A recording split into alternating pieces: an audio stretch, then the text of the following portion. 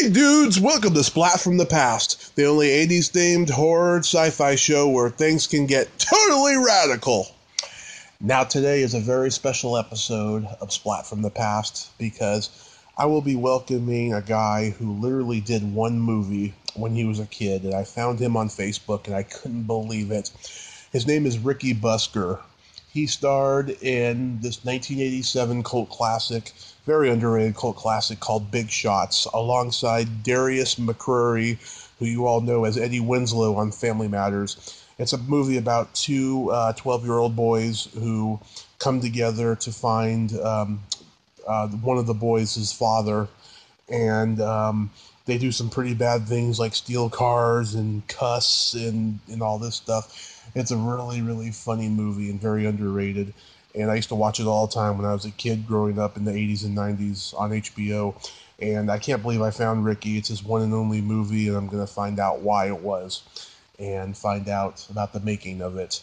Also, I'd like to say rest in peace, Stuart Gordon, the true innovator of body horror. He passed away, and I never got to meet him or interview him, but the man was just a craftsman at horror. I mean, a true innovator of body horror. Right after David Cronenberg and Frank Henenlotter, he really took body horror to a new level with Reanimator, From Beyond, Dolls, and of course the sci-fi movie Robot Jocks, which I think are his best movies.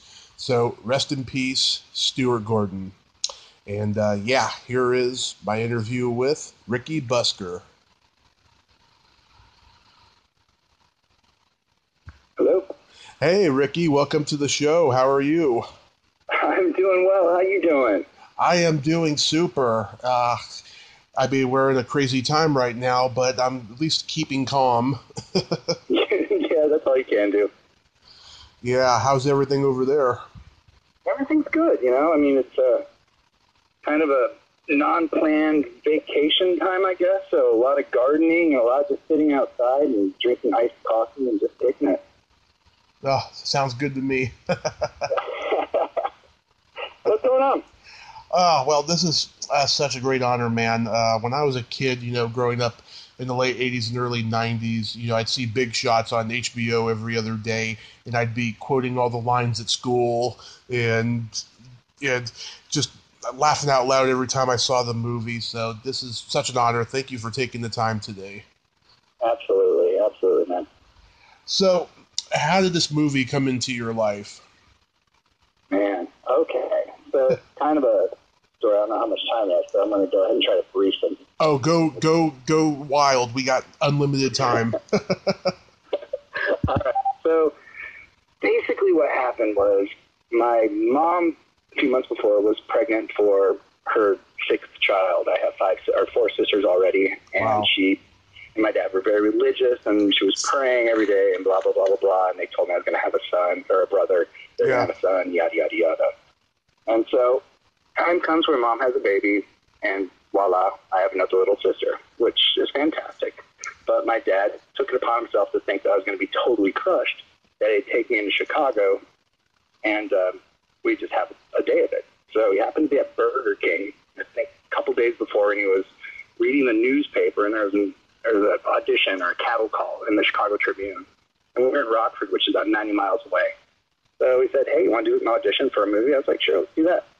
So my dad loaded me and him up. We went to Chicago and went to Oak Park, and I walked into this room with just like this random number and with a bunch of other kids, and they're like, so what's your name? What do you like to do? I'm like, my name's Ricky Busker, and I like to ride my bike and get away from my sisters. That's it. So that was all? Like, what's that? That was all you said, and they were like, oh, you're perfect for the role? Well, that's all I said, and they're like, okay, well, they picked two people, one African-American kid and one Caucasian kid out of every lineup, and gave them some sides, and was like, all right, cool, come back and see us in a couple weeks.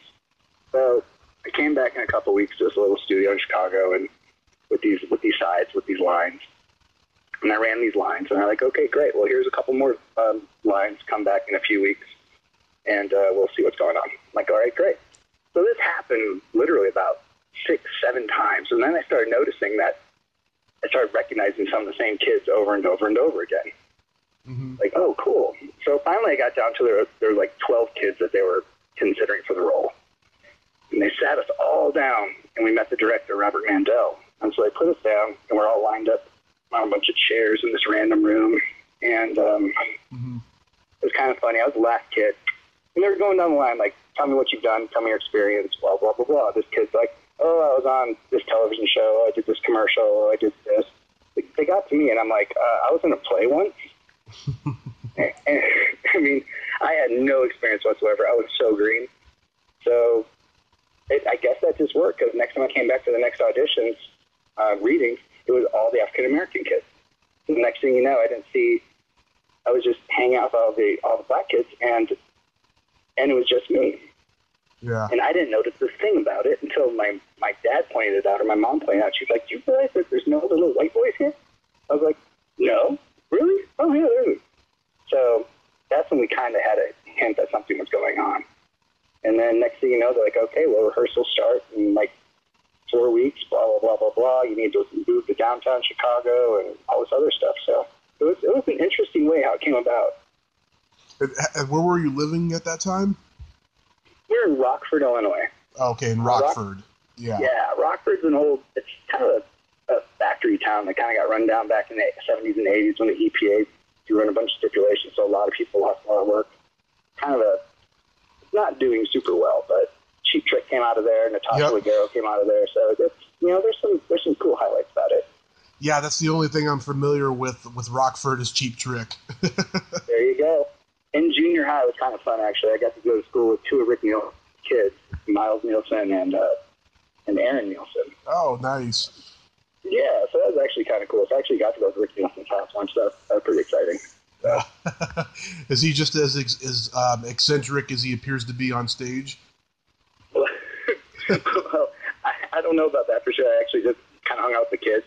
But I know Miles and we were kind of into skateboarding at the same time. We both went to the same junior high, and it was a small community. It was kind of fun. So oh, that's cool. And yeah. Yeah, I went to go see Cheap Trick one time in my hometown in the Bay Area in California, and there was a guy in the front row in a wheelchair, and Rick Nielsen took his guitar off and gave it to him in the middle of a solo. Nice. Yeah. So cool. Yeah, they're just, I don't know, people from the Midwest are just good-hearted people. That's all I can say about that. I thought that was the nicest thing ever. And then there were these two dipshit security guards who were like trying to get it back from him and stuff. And I guess Rick was like, no, let him keep it, Yeah, he's got a few of his own. I think he's okay. Oh, he's got plenty of guitars. Yeah, he had a lot on stage. He kept changing his guitars the whole show, actually. Nice. Well, now his son Miles, who I went to school with, he actually has his own band, and I think he's a producer and some other things in songwriting. He's quite successful. And he uses a lot of Rick's guitars, too, so that's pretty cool. Yeah, wow. So, Robert Mandel, he was just coming off of directing FX when he did this movie. Great movie, yeah. I was reading this movie was sold on a spec script for $1 million to Lorimar Pictures. Mm-hmm. That was a groundbreaking amount at the time. It was ridiculous. I think it was like the highest amount anyone paid for a script at the time. It was Joe Esterhaus wrote it. Right. And Joe Esterhaus, of course, is known for Basic Instinct and Sliver and Showgirls and some of those other fantastic movies from the late 80s, early 90s. Yeah. I actually have he's actually a pretty nice guy. I actually wrote it for his son. Oh, so, nice. Yeah. Nice. Now, being that you mentioned that your parents were religious, did they have any objections to any of the double entendres in the script? Oh, totally. They well, the ones that they caught, yeah, for sure. When I go back as an adult, and I kind of watched the movie, I'm just like, man, there's some like homoerotic weird shit going on here. Yeah. But it cracks me up now that I just go back and watch it. Yeah, I mean, the hardest part for me, honestly, as a kid, was swearing. And I had to have my mom removed from the set the day that I had to, like, swear. Yeah. Because I couldn't do it. I could not do it in front of her. It just was so awkward. Yeah, every story I've heard from child actors, they say that they did not want their parents on the set when they swore. No, you just can't do it. You can't be yourself. I mean, you break character because you're sitting there looking over your shoulder thinking you're going to get in trouble from your mom and dad. And I mean, we couldn't say God growing up. We couldn't say damn growing up. So to say shit, or to say asshole, or to say anything like that, it just didn't sound natural with your parents there. You're like, no. I mean, there's things, of course, you kind of said with your friends, but you never said it in front of your parents. Yeah. It's hilarious. Do you remember how long the shoot was? Oh, man. So I want to say it was about 3 months in the Chicagoland area and about almost a month in Los Angeles. Well, the Camarillo Desert. We stayed in Los Angeles.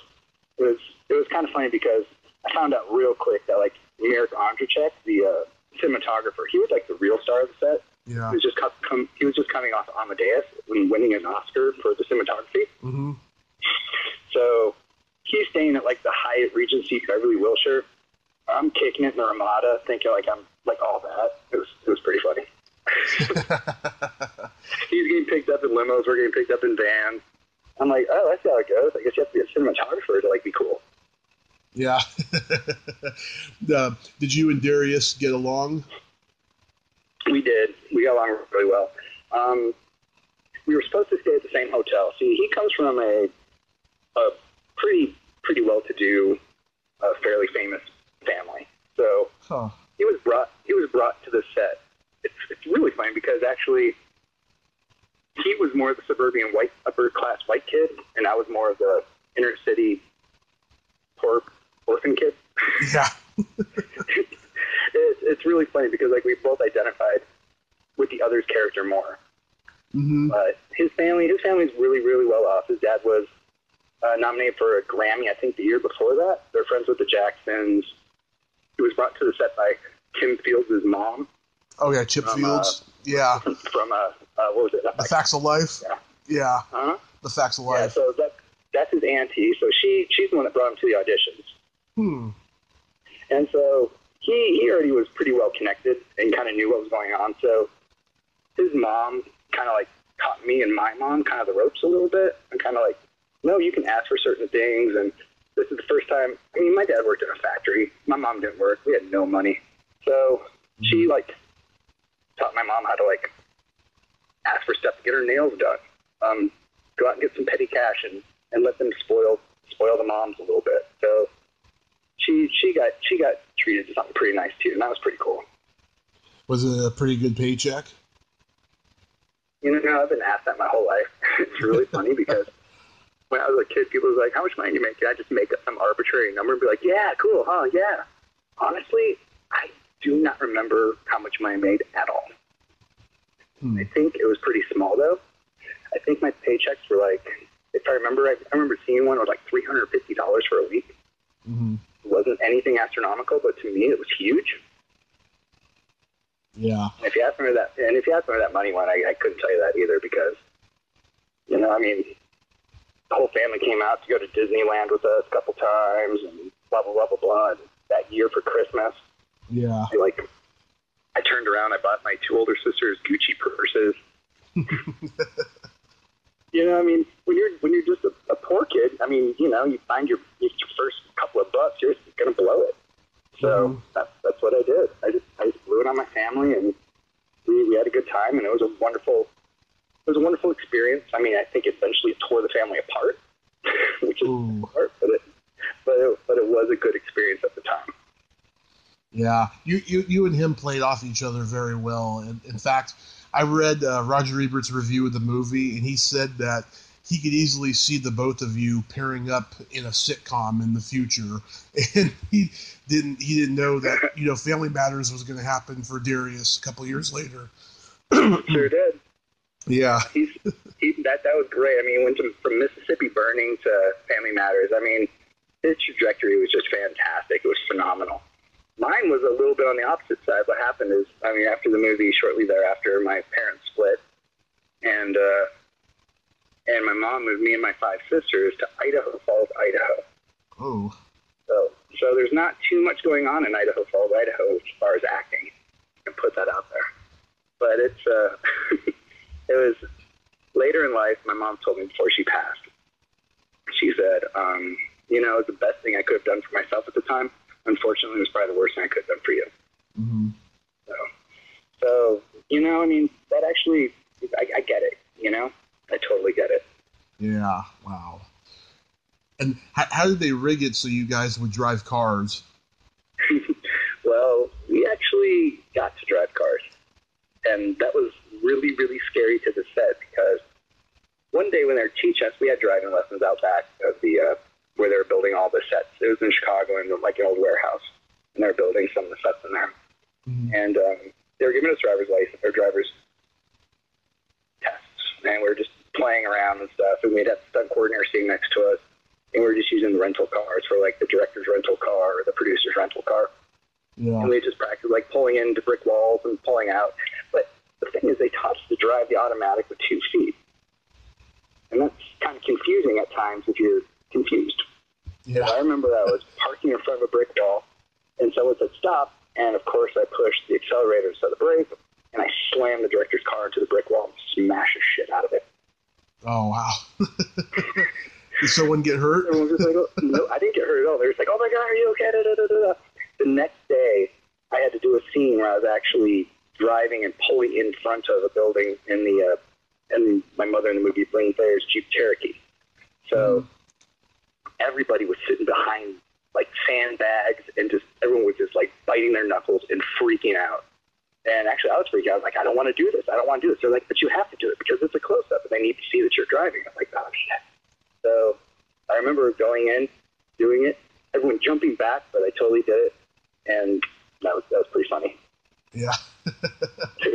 There was another time, actually, when Darius was driving, and we had to come from, I forgot what scene it was, but we had to drive actually a couple blocks, and there was a stunt coordinator with a kill switch, like, down on the floor in the front seat with he and I while we're driving up to the scene. And Darius, I don't know what he was thinking at the time, but he kind of, like, freaked out and got pissed and just gunned it. And so we're in the Mercedes, and he just, like, guns it. And I remember everyone was just, I remember I was freaking out. I was like, oh, shit, I might die. And they, of course, killed the engine and whatnot. But otherwise, we were just being towed most of the time with cameras pointing at us and things of that nature. Wow. it was, we had some intense moments in those cars. It was pretty funny. You shouldn't let, like, a 12-year-old drive cars. You just really shouldn't. Yeah, not even to pretend for a movie. You shouldn't. Not even. It was ridiculous. What was Paul Winfield like to work with? Paul Winfield was awesome. Paul Winfield hated me at first, but he was such a great actor, and he was just so serious, and I was such a kid, and everyone was like, you know, kissing my ass a little bit, but Paul Winfield wouldn't. He was just like, this is a job, I'm a professional. I mean, and I didn't realize the caliber of the actor he was until a little bit later. Mm-hmm. I met up with him again when I was 22 for Darius's 21st birthday party in Los Angeles, in West Hollywood. And he was the nicest, most incredible person. He was so genuine and so kind and so sweet. And I just, you know, I wish as a child I could have seen that more. But he was a really, really just like, he knew what he was doing. He was the real deal. He was a professional. The fact that he hated you at first, it shows in his performance. Oh, yeah, totally. It totally does. Like, I think I just bugged the shit out of him. I would too. I'm like, I'm Paul Winfield. Who the hell are you? Yeah. To this day, I still quote his line. He says when he hits Robert Joy, when he walk on water, eat both, and shit ice cream. Yeah, love that. I actually love that line, and that's probably one of my favorite lines of the whole movie. I still remember that line to this day. Yeah, that's one of those ones you never forget. No, not at all. I remember that's one of my favorite lines, and another one, and that's what he spoke. My favorite line that they wrote for me is, someday somebody's going to come in here and piss in your eye and spit in your face. Yeah, I love that one. After that bartender says something really, really racist. Yeah. Exactly. He goes, listen, asshole, someday somebody's going to come in here and stump on your face and piss in your eye. That's it. Yeah. And he has this look on his face like he's been defeated by a 12-year-old.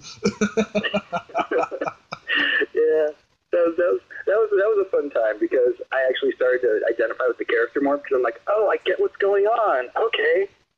I saw the evolution of the whole movie and the character. So yeah, that was a lot of fun. The two bad guys, Robert Joy and Jerzy Skimbolowski. Yeah, what were they like? Robert Joy was one of the nicest guys I've ever met in my life. He, I remember we were in New York City, invited me and my mom over to his house to meet his wife, who was pregnant at the time with their first daughter. Just genuinely great, sweet, cool guy. And the whole time I was working with him, I'm thinking, desperately seeking Susan. Yep. Madonna's boyfriend. This is Madonna's boyfriend. Desperately seeking Susan. So I was kind of geeking out there. Jerzy Skimbolowski, he was another one who he hated me. Man, he hated me. Or he could have just given a shit less. I don't know, but he never cracked a smile at me, never shook my hand, never did anything. But at the same time, he was in White Knights. Yeah. That guy's awesome. You can't mess with him. He's amazing. So I've seen him play a bad guy in just about everything I've seen him in. Desperately Seeking Susan. He's a nice guy in that one. I remember once I saw him play a pedophile priest in something. Yeah. Yeah. I think both those guys were in Mars Attacks, and they both became quite successful as producers, directors, actors, and writers, of course. So they did very well for themselves down the road.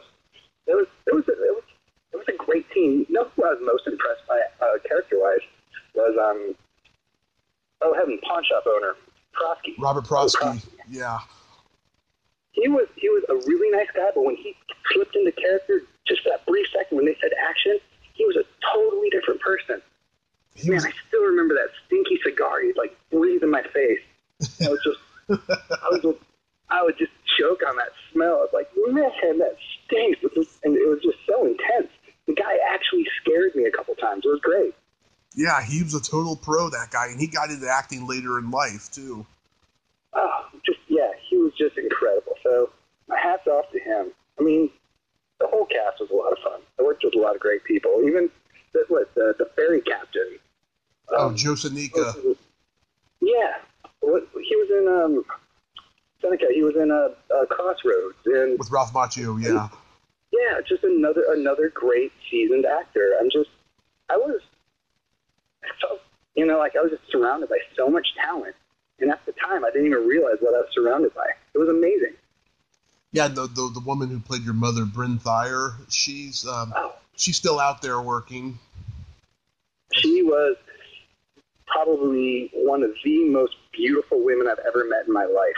She had all these little freckles in her eyes, had little specks of green and yellow and brown. I mean, just beautiful eyes. And she was just extraordinary. Yeah. And I remember I was going to Los Angeles, and we were wrapping up filming in Chicago. Mm-hmm. And she's like, well, you've never been to California, so I got you this. And she got me 2 pairs of Ray-Ban sunglasses, a pair of Flights and a pair of green lens Wayfarers. Oh. And it was super awesome. It was so cool. I like that. That is great. Yeah, I reached out to her a few years ago. I never heard back from her. I hope I get to interview her, though. That would be great. She is a beautiful, I mean, seriously, the most physically beautiful and just amazing person with a great spirit. She was super, super kind. Her and Bill Hudson. He was a really nice guy, too. Mm-hmm. Who played your father at the beginning? And played my father at the beginning. I remember kind of playing both. We all went out to family dinner. Yeah. In Chicago. In Chicago. So it was me, Andrea Bevel, Bill Hudson, and Bryn Thayer. And we went to Ed DeBevick's and got hamburgers, and they were drinking gin and tonics. And I mean, I was just this little kid who didn't know anything. I mean, I'd cry when people drank or smoked. I think they were hurting themselves because of my upbringing, and it was, and then next thing you know, I get exposed to all this other stuff. It was a very big point in my life where it just changed a lot of my life. Yeah, you brought up Andrea Bevel. That there's that one scene. It's always disturbed me where Obi tells his sister she has a nice ass. What did you think when you read that, and what did your parents think? Yeah, that was a tough scene to shoot over there at Hinsdale. It was definitely a little bit awkward because I kept trying to think, why am I checking my sister's ass out? I have two older sisters at this point. I'm like, I would never look at them and be like, you guys have a great ass. Yeah. So it, sometimes I was good at the fact that I didn't really question anything. I just went with it. Yeah. Do this. I did it. They say jump. I say how high. That's what I did. And that's kind of how I was raised. So I didn't question it. If there was a question, my mom would question them, but my mom really didn't question too much. She was just kind of going with the flow. And I remember she was really, really, really worried about some of the things I was saying and what we were doing. So she actually went to her church leader and was like, blah, blah, blah, blah, blah. And he explained to her that I was playing a character. It wasn't me as a person. Right. So that's the reason she signed off on any of this.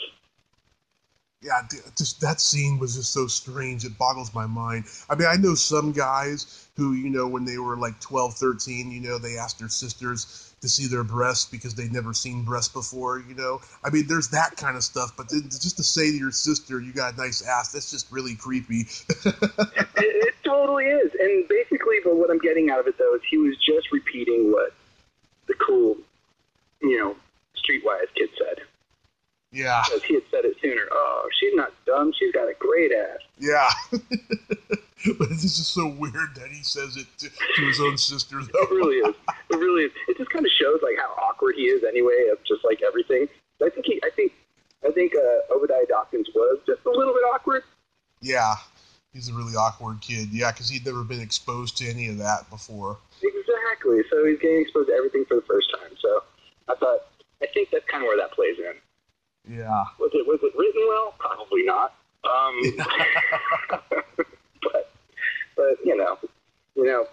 But the cast, I mean, the crew was actually the most amazing part of that whole thing, because the crew was like well, of course you had Robert Mandel. He was working all the time, and then you had Mirek Ondrachek, cinematographer. He was the rock star. Mm-hmm. Then you had the first assistant director, who was Peter Giuliano, and the second assistant director, who was Bobby Wilson, and then the second was Linnea Wickland. Now, those three people themselves basically raised me that whole time throughout the set. They were incredible. Mm-hmm. They would take me to dinner. They took me trick-or-treating on Halloween because I didn't know anybody. Peter Giuliano got me a Tag Heuer watch, which promptly I left on my bedstand at the hotel and got stolen like a week later. Mm-hmm. But those guys really kind of, I don't know, I guess it was just the whole team. So I kind of grew up a little bit on that set. Yeah. Yeah, speaking of the awkwardness, when we were talking about, one of my favorite moments is, after the bartender brings you guys glasses of milk, he wants to get out of there, and you're just like standing there contemplating drinking it. And that was some delicious milk, I gotta tell you. They furnished that thing up beautifully with cherries and oranges, and it was a beautiful looking drink of milk. I'd never seen milk in a bar before. Well, yeah, you're right. It's hilarious. Yeah, that thing kind of cracks me up. Yeah. I think that's when people watch the trailer, that's the one people quote me on most, is that I don't drink no milk.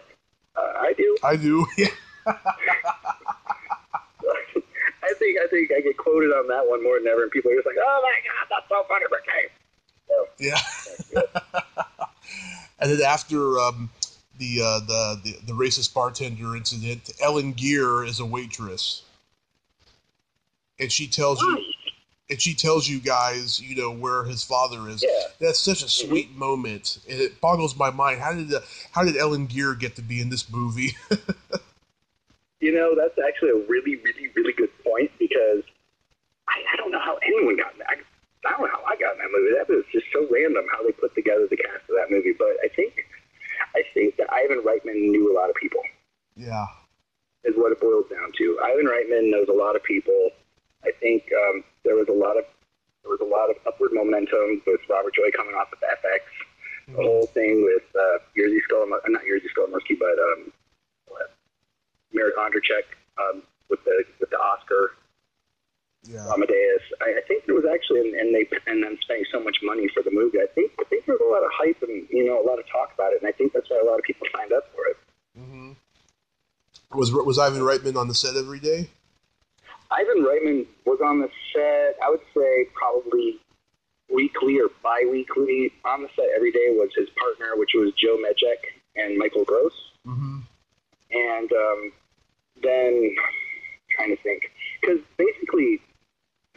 The crew, the top crew, like the assistant directors, second assistants, and stuff like that, they worked with Ivan Reitman on Ghostbusters. They worked with him on Meatballs. They worked with him on Legal Eagles. They worked with him on, like, they were kind of like Stripes. A team of people that would go around together. Yeah, and they all worked on these movies together. Like if you look at the credits, you'll see like Ivan Reitman, Joe Medjek. You'll see Peter Giuliano. I mean, they all, of course, are very successful in their own right, though. Mm-hmm. Yeah. Wow, that's amazing. Yeah. But I ended up I remember when we went for reshoots, Robert Mandel wasn't back for the reshoots. Ivan Reitman directed those. And he was just like, go, action, stop, good, move, go. Like he wasn't messing around. That guy was a great director. He always said that he was what did he quote me on? Or quote, he said, I would rather have a horrible day as a director than a great day as a producer. That's a good quote. And when he directed us on those reshoots, like he got everything out of us, and he got it out of us quick. He knew exactly what he was doing. So my hat's off to him as a director. It was just magic watching him work. Yeah, I talked to somebody the other day who worked with him on a couple of things, and he said that he can be pretty tough when directing. He was almost complaining about him, and I was like, if you worked with him like 4 or 5 times, why do you keep working with him if he's that difficult, Uh-huh. Yeah. Well, sometimes, I mean, just because you don't see eye to eye with somebody doesn't necessarily mean you can't see their talent. Yeah, that's true. And I found that, just going through life, sometimes there's people I just don't really like personally, but professionally they're just outstanding and incredible, and you have to respect that. Mm-hmm. Yeah. Maybe that's why, people keep going back. People who have different quirks and eccentricities and stuff. Absolutely. Yeah. Absolutely.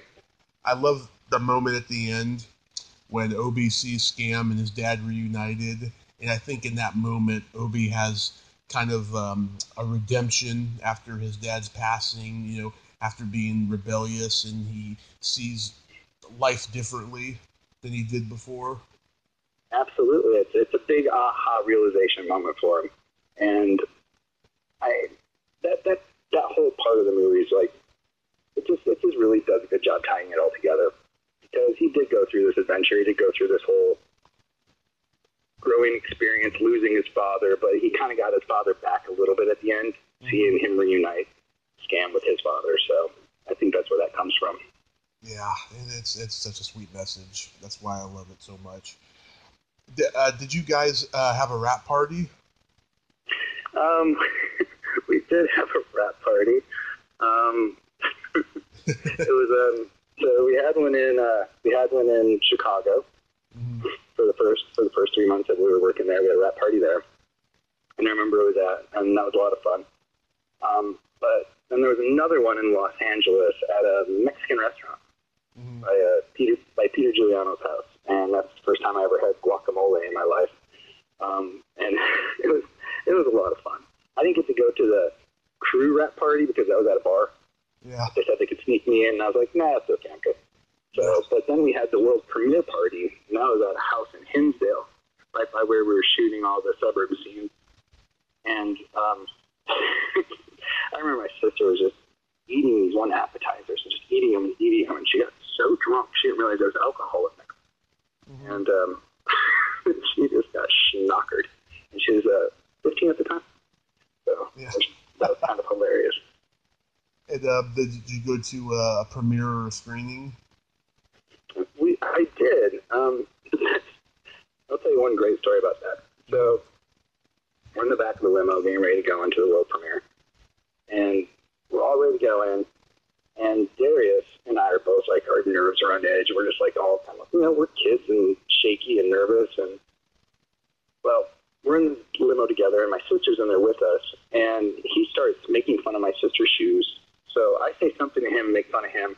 And next thing you know, he just goes off and punches me right in the face. Right before we walk through the door. Oh, wow. And we had this fight in the car. That was like the first time I've been punched in the face. No, it's my second time. But yeah, he just socked me right in the face. I remember that. And I was like just in shock. But I knew it was because we just had like emotions and we're all worked up at the time.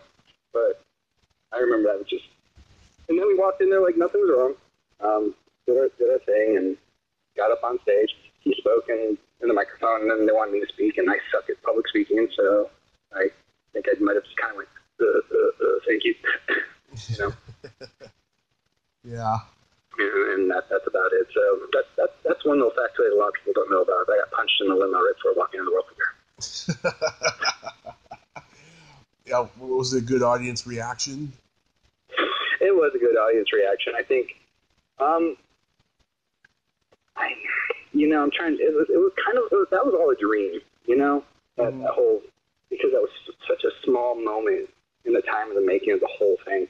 And like I said, I grew up so much during it that that was just I just remember just the emotion. I remember just being scared and nervous and excited and happy all at the same time. Were you disappointed the movie didn't become a huge hit? No, because honestly, I'd never acted before. I had no idea what I was doing. I was just trying to be me and just trying to do what I was told to do. The fact that the movie didn't do super well kind of got to me more when a cousin would say something to me, or someone else would be like, "Oh yeah, well they said this about you, or they said this about your mom," and blah blah blah blah blah. And that was a little bit hard. Yeah. Because you take that personally, because I couldn't separate the action from myself at that point. I'm 13 years old now, 14 years old. I mean, I'm very emotional. And so every negative thing, I quit reading reviews. I didn't care about, the turkey awards or the Rotten Tomatoes or any of that stuff. I just kind of focused. I just blocked it all out. I did do some auditions after that, which was a lot of fun before we moved to Idaho. Mm-hmm. It did open a lot of doors for me. So I auditioned for Bud Bundy's role, Married with Children. I auditioned and got young Josh Baskin in the movie Big. In Big, yeah. Which was going to be Tom Hanks' character, but at the time it was actually Robert De Niro got the part. Yeah. and then he asked for too much money, so they switched actors. Leads, so I had to switch kids. Yeah. I got to meet with Penny Marshall a couple times from Laverne and Shirley, which is kind of neat. Mm-hmm. I interviewed her daughter. Nice. She was actually a really cool person. Penny was really, really nice. I remember she was trying to quit smoking one of the days, so she was like sucking air out of a balloon the whole time we were having an audition. Really? Uh-huh. Oh, I totally remember that. Oh, that's hilarious. Wow. Auditioned for Clara's Heart, auditioned for a movie called Sing, auditioned for a couple other ones. But, once we moved, that was it. Yeah. Did you do any acting in school? After that? I didn't really. I wanted to. There was a point where some of the drama teachers just hated me just walking through the door. Mm-hmm. They're like, okay, here's going to be a prima donna, blah blah blah blah blah. And I kind of was going through a rebellious stage at that point. Yeah. My sister was dating skate punks and stuff like that, so I was listening to more hardcore music, and I was basically, my parents were going through a divorce. I'm basically telling everyone to go fuck themselves. Sorry about that. That's okay. But, Yeah. So it could have gone smoother. Yeah. Oh my God, that's crazy. So what are you doing these days? Well, now I'm sitting at home in my garden, but I've been basically in restaurants for the last 25 years. I was a chef. I've owned my own place in Los Angeles. Went up to Seattle and Chicago. Went to Houston, went to San Antonio, just bounced around the country, following a beautiful young lady. And that's basically it. You have any kids? I do, and I wish I had a better relationship with them, but I do, and they're in Idaho. Oh. Yeah. And you're back in Rockford? Am I back in Rockford? Mm-hmm. No. I'm in Texas still. Oh, in Texas. Yeah, I love Texas. Texas is I never thought I'd be here. I have to say, I mean, the weather's perfect. Birds are chirping. I really like it down here. This kind of works for me. Everyone kind of leaves everybody alone. Everyone does their own thing, and people are very polite. So, mm-hmm. Yeah, I've heard Houston is beautiful over there. Houston can be beautiful. Houston's a little more of a metropolis, though. I mean, traffic is bad. I had a great time in Houston. Coming to San Antonio I enjoyed it more just because it's a little bit slow. It's like the biggest small town I've ever lived in. Mm-hmm. Seventh largest in the city, or seventh largest in the country. So, I mean, you still have plenty of amenities, but yet it's still small enough that you can still get around, you can afford to buy a house, and you can just enjoy your life. Yeah. Do you still talk to Darius? Last time I saw Darius was, it was probably 12 years ago. Mm-hmm. 12 years ago, I was in Los Angeles, and I was riding around on motorcycles in Los Angeles, which was kind of my thing, riding vintage motorcycles. And I remember one night I ended up going to a strip club with some of my friends, and I saw this big door guy, and I was like, wait a minute, is that? I'm like, Donovan? He's like, yeah. I'm like, me, Ricky Busker, and he's like, oh my God. Now Donovan was Darius's little brother. Yeah. And so I recognized him because he's pretty easy to recognize. He's like 6'8" and just beautiful. And I remember he called Darius on the phone. Next thing you know, Darius showed up, and we kind of had we just hung out and we talked a little bit and stuff, and we giggled and talked about doing just making a trailer in Mexico for Big Shot's 25th anniversary and stuff like that. So he's still doing a lot in production and things of that nature. Oh, that's good. Yeah, I remember about 20 years ago or so I think he played Muhammad Ali in something. Yeah. I remember that was right around the time of his birthday party, his 21st birthday party. Mm-hmm. Because he was actually running off to the audition after his birthday party to go do that. And I remember hearing a story the next day from someone in Seattle.